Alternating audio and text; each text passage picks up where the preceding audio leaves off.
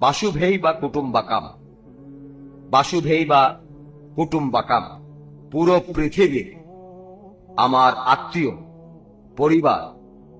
হিন্দু দর্শনে আমরা এমনটাই দেখি। আর সর্বে ভবান্ত সুখিনা সর্বে ভবান্ত নিরাময়া, সবাই সুখে থাকুক, সবাই আনন্দে থাকুক, সবাই ভালোভাবে জীবিকা উপার্জন করুক, সবাই ভালো থাকুক। হিন্দু দর্শন থেকে আমরা এমনটাই জানতে পারি। আমার ধারণা আপনাদের ইসলাম ধর্মের দর্শনে এরকম কোনো কথা আছে। আর এই কথাগুলো আপনারা মানুষের মাঝে প্রচারও করে থাকেন। তবে অত্যন্ত আশ্চর্যের সাথে আমি দেখছি, আর আপনাকেও এই কথাটা বলছি, এই ব্যাপারে আপনারা পবিত্র কোরআনের কথাগুলোর অর্থ ঠিকভাবে পৃথিবীর সামনে তুলে ধরতে পারেননি। এখন কোরআনের এই কথাগুলো আর আপনাদের কথা মানুষ তো তাহলে ভুল বুঝবে। এখন আপনি দেখবেন যে পুরো পৃথিবী জুড়েই যেভাবে সবগুলো মিডিয়ায় কোরআন আর ইসলাম সম্পর্কে যেসব খারাপ খবর শোনা যায়, এগুলো আগে তেমনটা শোনা যেত না। যেমন ধরেন কট্টরপন্থী, চরমপন্থী, আতঙ্কবাদী, এটা সব জায়গায়। তাহলে আমি কি বুঝব এখানে আপনার কথার মধ্যে কোনো ভুল আছে, নাকি মানুষ কোরআনের ভুল ব্যাখ্যা করছে, নাকি আমাদের সামনে যে খবর তুলে ধরা হচ্ছে পবিত্র কোরআনের কথাগুলো সেটা ভুলভাবে তুলে ধরা হচ্ছে। ইসলাম তো সবসময় শান্তির কথা বলে, কিন্তু এখন পৃথিবীর সামনে ইসলামের ইমেজ খুব খারাপ। ধন্যবাদ। ভাই, সুন্দর আর ইম্পর্টেন্ট প্রশ্ন করেছেন। আপনি বললেন যে হিন্দু দর্শনে আপনারা মানেন যে পুরো পৃথিবীর মানুষ পরিবারের মতো। এই পরিবারের সবাই সুখে শান্তিতে বসবাস করবে, আয় করবে, আনন্দ করবে, উপভোগ করবে। এটাই উনার প্রশ্ন। ইসলামেও কি এরকম কিছু আছে? উনি বললেন যে ইসলামের একই রকম কথা আছে। তারপর আপনি আমাকে প্রশ্নটা করলেন যে এই কোরআনের কথা সব মানুষের কাছে পৌঁছানো উচিত। এখন মুসলিমরা তারা কি পবিত্র কোরআনের ভুল ব্যাখ্যা করছে, নাকি মানুষজনই পবিত্র কোরআনের কথাকে ভুল বুঝছে? এখন আমরা দেখি যে মুসলিমদের সবাই বলছে সন্ত্রাসী, বলছে মৌলবাদী, চরমপন্থী। এখানে আসলে সমস্যাটা কোথায়? আপনার প্রথম প্রশ্নের ব্যাপারে আমি একমত যে হিন্দু ধর্ম এই কথা বলছে যে পুরো পৃথিবী একটা পরিবার, সবাই একসঙ্গে আনন্দে থাকবো, উপভোগ করব। ইসলাম এরকমই কথা বলছে, শুধু শেষেরটা আলাদা। আল্লাহ পবিত্র কোরআনে সূরা হুজুরাতের 13 নম্বর আয়াতে উল্লেখ করেছেন, ইয়া আইয়ুহান নাসু ইন্না খালাকনাকুম মিন যাকরিন ওয়া উনসা ওয়া জাআলনাকুম শুউবান ওয়া কাবাইলা লিতারাফু ইন্না আকরামাকুম ইনদাল্লাহি আতকাকুম ইন্নাল্লাহা আলিমুন খাবীর। হে মানুষ জাতি, আমি তোমাদের সৃষ্টি করেছি এক পুরুষ ও এক নারী হতে, পরে তোমাদেরকে বিভক্ত করেছি বিভিন্ন জাতি আর গোত্রে, যাতে তোমরা অন্যের সাথে পরিচিত হতে পারো, এজন্য না যে একে অন্যকে ঘৃণা করবে। তাহলে কোরআন বলছে যে পৃথিবীর সব মানুষ, তাদের সব পূর্বপুরুষ, তাদের সবার আর আমাদের সবার পূর্বপুরুষ একটা যুগল, আদম হাওয়া। আল্লাহ তাদের শান্তিতে রাখুন। পরে আল্লাহ আমাদের ভাগ করেছেন বিভিন্ন জাতি আর গোত্রে, রং আলাদা, ভাষা আলাদা, যাতে অন্যের সাথে পরিচিত হতে পারি। আর আল্লাহ সুবহানাহু ওয়া তাআলা যেটা দিয়ে আমাদের বিচার করবেন সেটা আমাদের সম্পদ না, গোত্র না, বর্ণ না, গায়ের রং না, আমাদের লিঙ্গ না, সেটা হলো তাকওয়া। আর আল্লাহ বলেছেন তোমাদের মধ্যে, এই সূরা হুজুরাতের 13 নম্বর আয়াতে আছে, আল্লাহ তাআলা এখানে বলেছেন তোমাদের মধ্যে অধিক মর্যাদা সম্পন্ন সেই ব্যক্তি যার তাকওয়া আছে। আল্লাহ তাআলা যে জিনিস দিয়ে আমাদের সবার বিচার করবেন। ভাই, কথা বললে আমার উত্তরটা শুনতে পাবেন না, আপনি আরেকটা প্রশ্ন করবেন। ভাই, আগে আমাকে উত্তরটা দিতে দেন। আপনি এখন আপনার প্রশ্নটা নিয়ে আরেকজনের সঙ্গে কথা বলছেন, এটা আমার পেশা। ভাই, আপনি আমাকে প্রশ্ন করেছেন, আমি এখনো শেষ করিনি, সবাই শুরু করেছি। ভাই, আমি বলতে চাচ্ছি, ভাই আপনার আমি প্রশ্নটা আমি বুঝেছি। ইংরেজি ভাষা তেমন একটা বুঝি না। ভাই, যদি আমি বলি তাহলে অনুরোধ করব যে আপনি তো যথেষ্ট জানেন, আপনার পাশে যদি আর কেউ থাকে যে হিন্দিতে ব্যাখ্যা করে দেবে অথবা উর্দুতে ব্যাখ্যা করবে, তাহলে আমার ভাই পক্ষে সেটা বলতে ভাই সহজ হতো। ভাই, যদি হিন্দিতে বলি আপনার বোঝার জন্য হিন্দিতে বলতে পারি, কিন্তু হিন্দিতে যদি আমি উত্তর দেই অন্যদের সাথে অবিচার করা হবে। আপনি তো আপনার প্রশ্নটা হিন্দিতে করেছেন, সেটা তর্জমা করে তারপর আমি উত্তর দিচ্ছি। যদি বুঝতে না পারেন পরে ভিডিওটা দেখে নিতে পারেন, অথবা পরে অন্য কাউকে আমি বলে দেব, তিনি আপনাকে উত্তরটা হিন্দিতে বুঝিয়ে দেবেন ইনশাআল্লাহ। ঠিক আছে? তাহলে কি দিয়ে আল্লাহ আমাদের বিচার করবেন? হিন্দু ধর্মে উনি বললেন যে আমরা জীবনযাপন করব সুখের সাথে, আয় করব। ইসলাম অনুযায়ী আমরাও সুখের সাথে জীবনযাপন করব, তবে সেটা ভিত্তি হবে তাকওয়া। যেটা দিয়ে আপনি অধিক মর্যাদা সম্পন্ন হতে পারেন সেটা তাকওয়া, ন্যায়পরায়ণতা, আল্লাহকে মেনে চলা। সম্পদ না, লিঙ্গ না, গোত্র, বর্ণ না। আপনি প্রশ্ন করেছেন যে কোরআন এত ভালো কথা বলে, তাহলে এখানে কোরআনের ব্যাখ্যায় কি সমস্যা হচ্ছে? মুসলিমরা কি ভুল ব্যাখ্যা করছে, নাকি আমরাই কোরআনের কথা ভুল বুঝছি? এজন্যই আমরা এই অনুষ্ঠানের আয়োজন করেছি। ইসলাম কি মানুষ জাতির জন্য সমাধান? সমস্যা হলো মিডিয়া এভাবে তুলে ধরছে ইসলামকে। আমরা মুসলিমরা, দোষটা আমাদের। আমি আপনার সাথে একমত, আমরা মিডিয়ার ব্যাপারে এক্সপার্ট নই, দোষটা আসলে মুসলিমদেরই। আর এটা প্রত্যেক মুসলিমেরই দায়িত্ব, সে ইসলাম ধর্ম প্রচার করবে, কোরআনের কথাগুলো প্রচার করবে পুরো মানুষ জাতির জন্য। আমরা আমাদের দায়িত্ব পালন করছি, চেষ্টা করছি, যথাসাধ্য চেষ্টা করছি। এখন সাধারণ মানুষকে জানানোর ভালো উপায়। এখানে দেখেন কত মানুষ, হাজার হাজার মানুষ আজ এই অনুষ্ঠানে। আমি জানি না কতজন, তবে আমাদের জন্য এই সংখ্যাটাও কম। 1 লাখ মানুষ, সেটাও আমার কাছে অনেক কম। আমার দরকার লক্ষ লক্ষ দর্শক, সেজন্য আমরা স্যাটেলাইট চ্যানেলে সরাসরি অনুষ্ঠান করি। আমাদের দর্শক প্রায় 6 কোটি। 6 কোটি, 1 লাখ বা 2 লাখ মানুষ তো নস্যি। আমি আল্লাহ তাআলার কাছে সাক্ষ্য দিতে পারি, মানুষের কাছে ইসলামের বাণী আমি পৌঁছে দিয়েছি। আর 6 কোটি হলো মাত্র 1%। এটা আসলে কম। পৃথিবীর জনসংখ্যার 1%, মোট জনসংখ্যা 600 কোটি। যেটা করতে হবে, আমাদের মুসলিমদের এখন মিডিয়ার সামনে আসতে হবে, আরো চ্যানেল খুলতে হবে, প্রচারের পরিমাণ আরো বাড়াতে হবে। আর আমি আপনার সঙ্গে একমত, মানুষের মধ্যে কিছু ভুল ধারণা আছে। আর সেজন্যই আপনি যেমন বললেন, মুসলিমদের এখন বলা হচ্ছে চরমপন্থী, বলা হচ্ছে মৌলবাদী, সন্ত্রাসী। আর আমার লেকচারটাও এগুলো নিয়েই, যে কি উত্তর দেবেন যদি কেউ আপনাকে বলে আপনি চরমপন্থী, আপনি সন্ত্রাসী, আপনি মৌলবাদী। আশা করি ইনশাল্লাহ এই লেকচারটা শেষ হওয়ার পরে আপনি হিন্দিতে উত্তরটা পাবেন, আশা করি। সে আপনাকে বলবে বেশিরভাগ হত্যা সেটা করেছে মাওয়িস্টরা। এদের কথা কাগজে কতবার দেখি আমরা। এদের খবরটা হয়তো আসবে ছোট করে, যে এতজন লোক আসামে মারা গেছে, ছোট করে। মুসলিমরা যদি করে হেডলাইন। কেন? সব জায়গাতেই কিছু কুলাঙ্গার থাকে। একবার একজন আমাকে বলেছিল, কাশ্মীর ব্যাপারটা এটা আসলে আমাদের দেশের জন্য সমস্যা। আসাম কি দেশের জন্য সমস্যা না? শুধুমাত্র কাশ্মীর কি দেশের জন্য সমস্যা?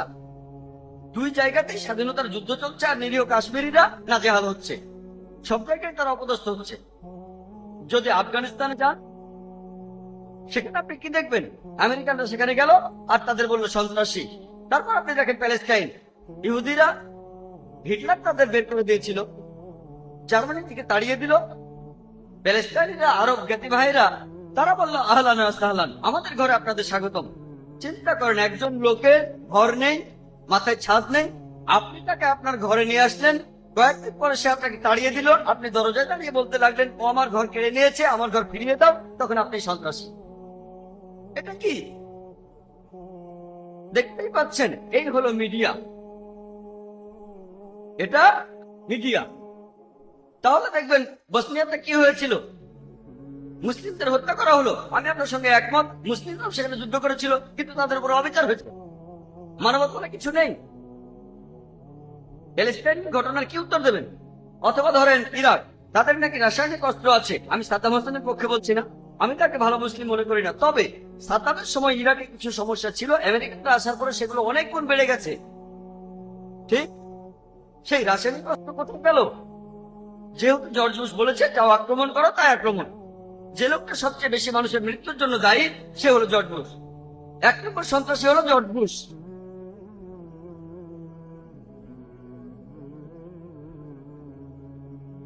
তাহলে আসল ব্যাপারটা হচ্ছে, এটা মিডিয়ার খেলা।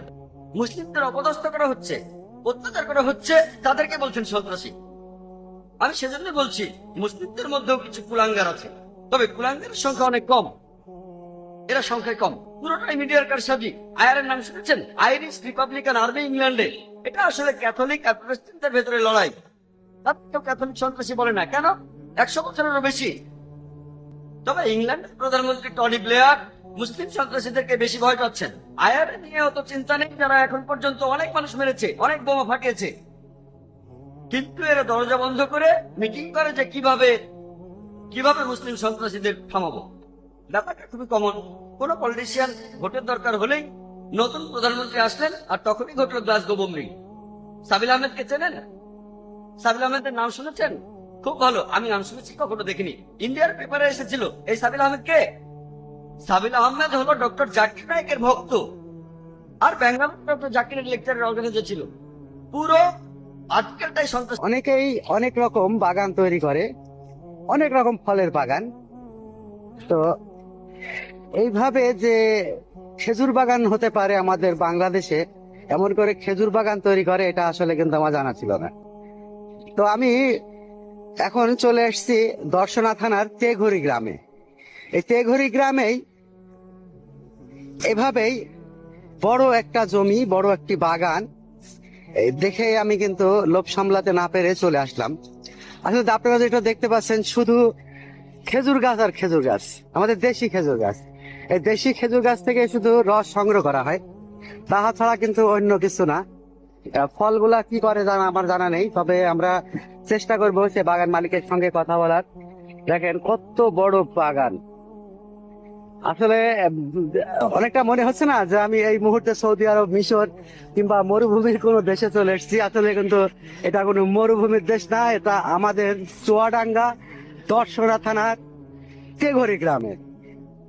অনেক সুন্দর একটি জায়গা আমি দেখানোর চেষ্টা করব, এবং আমি এই বাগান মালিকের সঙ্গে কথা বলার চেষ্টা করব যে আসলেই এত সুন্দর উদ্যোগ, আর এত সুন্দর অনেকে অনেক রকম বাগান তৈরি করে, কিন্তু উনি যে এই বাগান কেন তৈরি করেছেন সেটাও আমরা জানার চেষ্টা করব। আমরা পেয়ে গেছি এই ভাইকে এই বাগানের জন্য। ভাই, একটু কথা বলা যাবে? আমি এসেছিলাম দৈনিক মাথাভাঙা চুয়াডাঙ্গা থেকে। আচ্ছা, আমার নাম মোহাম্মদ শাহ আলম শেখ ফরিদ। তেঘরি। তো এই বাগানটা কি আপনার? জি, এই বাগান আমার। এসব গাছ আমার নিজ হাতে লাগানো। তো কতটুকু জায়গা আছে এখানে? ওইটা থেকে 25 কাঠা জায়গা।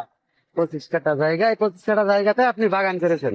জি, এটা তো আমরা তো চাষ- দেখি অনেকে মালটা বাগান করে, কেউ কুমলা লেবু বাগান করে, এমন- কেউ বিভিন্ন রকম ফলের বাগান করে, কিন্তু আপনি কেন এই বাগানটা করলেন আমার মানে অনেক আমি জানার এই ইচ্ছা। বাগানটা করেছি এই কারণে, কারণ আমি গাছ গাছে খেজুর গাছ আমি কাটতে পারি, ঠিক আছে। আমার বয়স যখন এদিকে আসেন, যেহেতু রোজ এমনি আসছে, ঠিক আছে ঢুকে যায়।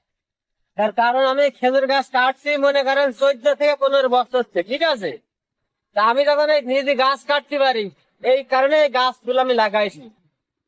আমি ধরে গাছ কাটছি আজকে 19 বছর। কতটা গাছ আছে? হ্যাঁ, কতটা গাছ আছে আপনাদের এখানে? গাছ আমার নিজের গাছ আছে মনে করেন যে 80টা মতো, আর এই মানসির আছে 100টা মতো, মানে ভাগে নিয়া, মানে ওদের আবার এক গাছ প্রতি 3 কেজি করে গুড় দেওয়া লাগবে। আবার কেউ দেখা আছে মাথা কিনেছে এক এক গাছ প্রতি 400 টাকা করে, আর আমরা গুড়ি নিই 3 কেজি করে গুড় আসলে দিই। আপনার এই বাগানে কি লাভ হয়? তো লাভ হয় না। কত টাকা আছে আপনার এবারে 25 কাঠা জমিতে? আল্লাহ যে দেয়, মনে করেন যে 2 লাখের উপরে টাকা বেরোবে, তারও এক বেশি সিজনে? বেরোবে। এরপরে কি এর যে ফল হয়, এই ফলটা ফল ও ফল আমরা হচ্ছে গিয়ে ফল এতে তার আপনার সৌদি আরবের গাছ না যে ফল বেচে আবার টাকা হবে ফলের কোনো লাভ না। লাভ নাই। ফল- আগে ফল খাওয়া যেত, এখন আর এই ফল খাওয়া যায় না। তার কারণ হচ্ছে গিয়ে আপনার এই এখন কৃষিতে কি হয়ে গাছের ফল মানে পাকার আগে নষ্ট হয়ে যায়, কালো কালো হয়ে পড়ে যায় একলাই। আর এই কিছু কিছু গাছের ফল খাওয়া যায়, সেগুলো ভালো, তাছাড়া ফলে টাকা হয় না। আপনারা কি সুতা দিয়ে রস নামান নাকি এমনিতে? গোটা দিয়ে আছে যে আপনার ওই সাইডে বড় গাছ আছে, ওইগুলো সকালবেলা মনে করেন যে আমি খালি অবস্থায় লাভ দিতে পারবো না, তা আপনি এক ভাড় রস নামে লাইবো কি করে, এই কারণে তখন ওই খুঁটা সৃষ্টি নিচে দাঁড়িয়ে মনে করেন ছেলে প্রতি মেয়ে গাছে এক রাত্রে মনে করেন বিকালে পাইতেন, সকাল পর্যন্ত কি এক ভাড় রস হয়? না হয় আরাম গাছ আছে, হয় মনে করেন যে 20টা গাছের ভিতরে এরকম গাছ 5টা পাওয়া যাবে, যে গলা পর্যন্ত এক ভাড় রস গলা পর্যন্ত হবে, আবার এক ভাড়ও হবে। চলেন আমরা কথা আর আপনার মনে করেন যে অন্য অন্য গাছ আছে, ওই জায়গা আছে 3 গাছ মিলে এক ভাড় হয়, হুম, মানে এভারেজ ধরা হয়। হুম। ঠিক আছে, ভাড় দেখেন পুড়াইছে এখানে, কান্দা ভাঙা ভাড় সব, মানে চারা গাছ তো হুম। এরম করে গোল করে আগুন দিলি, মনে করেন যে এই জায়গায় আগুনটা দিয়ে হবে। ঠিক আছে, এই আগুনটা চৌপতি সব ভিতরে চলে যাবে, দিয়ে ভাড়ের ভিতর থেকে একটা সেন্ট বের হবে, মানে রসটা যখন থাকবে, যখন যখন আগুন পাবে একটা সেন্ট আসবে। আর ওই আগুনটা যদি না দেওয়া হয়, মনে করেন যে গ্যাস করে ওই ধূর আছে, রস আবার গন্ধ হয়ে যায়। আর রস যখন গন্ধে তখন এখন এই যে নিপা ভাইরাসের যে বিষয়টা, যে রস খেলে নাকি নিপা ভাইরাস, পাখির পায়খানা বিভিন্ন রকমের যে এগুলোটা গজব, এসে ভাইরাল এ আছে গা, আপনার মনে করেন যে ওগুলো ভাবতা রসটা যুগ যুগ হয়ে আসছে পৃথিবীর সৃষ্টি হওয়ার থেকে। আর রসের ভিতরে যদি পাখির পায়খানা করো, ওইটা আমরা সেকি, সেকনা ওইটা বেঁচে যায়। মনে করেন যে এক ঘর রস ঢেলার পরে সেকনা বেঁচে গেল, ওইটা বাড়িয়ে ফেলে দিলাম। ঠিক আছে, আর আপনি অখাদ্য কম বেশি সব জিনিসই পাবেন, এমন কোন জিনিস নেই সারা পৃথিবীতে যে অখাদ্য নেই। আপনি চিনি খাবেন, চিনিতে আপনার আছে গা ও ভেজাল। তার কারণ ভেজাল কি, ওই যে অনেকটা আখের ভিতরে কিন্তু পোকা থাকে এক ধরনের, সাদা পোকা থাকে, ওই পোকা কিন্তু কাটে, আখ কিন্তু লাল লাল খেয়ে যায়। ওইটা আপনার মাড়াই যখন করে তখন তার ওই পোকা লাগ তার ফেলে নেয়, ফেলে ওই আখ ফেলে না, ও সব সব মাড়াই হয়ে যায়। এই জন্যই সব জিনিসই ভেজাল কম বেশি আছে। তা মনে করেন যে 20টাই রসের মধ্যে, 20 ভাগ রসের মধ্যে যদি একটা পায়খানা পড়ো, ওইটা সেকনায় বেরিয়ে যায়, ওইটা ফেলে দেওয়া হয়। ঠিক আছে, তাহলে কোনো সমস্যা নেই। না, সমস্যা নেই। আমরা খাই নেই, আমাদের ছেলে পেলে খায়, আমাদের ফ্যামিলি আত্মীয় তারা খায়। আমাদের এটা অখাদ্য সেরকম যাতে না হয় সেইভাবে আমরা চেষ্টা করি। ঠিক আছে, ঠিক আছে, আপনাকে অনেক অনেক ধন্যবাদ। আমরা অনেকে দেখি যে অনেক রকম ফলের বাগান করে, কিন্তু আপনি করেছেন খেজুরের বাগান। আসলে খেজুর বাগান করার উদ্দেশ্যটা কি ছিল? একটা বিশাল বড় খেজুর বাগানে আসলাম। আমরা জানতে চাইবো এই খেজুর বাগানটা আসলে কার, কত ভার গুড় হয়, রস হয়, এবং কেন এত বড় বাগান করা হয়েছে, সে বিষয়ে আমরা জানার চেষ্টা করব। সবাই সঙ্গে থাকবেন ইনশাল্লাহ। আসলে এত বড় বাগান এর আগে কখনো কিন্তু দেখিনি, অনেক বড়। তো আমরা এই চাচা গাছে ভার বাঁধছেন, আমরা তার কাছ থেকে একটু জানবো আসলে বাগানটা কার। চাচা, বাগান আমার। আপনার নাম কি? মোহাম্মদ রেজাউল করিম। রেজাউল। রেজাউল করিম। এই জায়গাটার নাম কি? এই জায়গাটা হলো তেঘরি সীমান্তে বাগানগুলা। কোন জেলা এটা? এটা হলো চুয়াডাঙ্গা জেলা, থানা দর্শনা, ইউনিয়ন কড়াইকুটি। আচ্ছা আচ্ছা। আপনি একটু নিচে নামে আসেন, আপনার সাথে একটু কথা বলি। না, আমরা অনেকে দেখি যে অনেক রকম ফলের বাগান করে, কিন্তু আপনি করেছেন এই খেজুরের বাগান। আসলে খেজুরের বাগান করার উদ্দেশ্যটা কি ছিল? চাষি গৃহস্থদের যত রকমের ফসল আছে কৃষিকাজের ভিতরে সবচেয়ে বড় সম্পদের জিনিস হলো খেজুরের গাছ আর গাভী গরু। আপনাদের এলাকায়? হ্যাঁ, আমাদের এলাকায় গাভী গরু বাছুর দেবে, দুধ দেবে, প্লাস সে গোবর সার দেবে, আবার বিক্রি করলে পয়সা হবে। খেজুরের গাছও তাই। 1 কেজি গুড়ির দাম আমরা অনলাইনে গুড় বিক্রি করি 250 টাকা।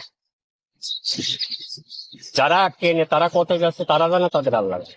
আমাদের 250 টাকা দেয়, আমাদের কোনো চিনি দেওয়া হয় না, ফ্রেশ গুড় দিই, টাকাটা তারা দেয়।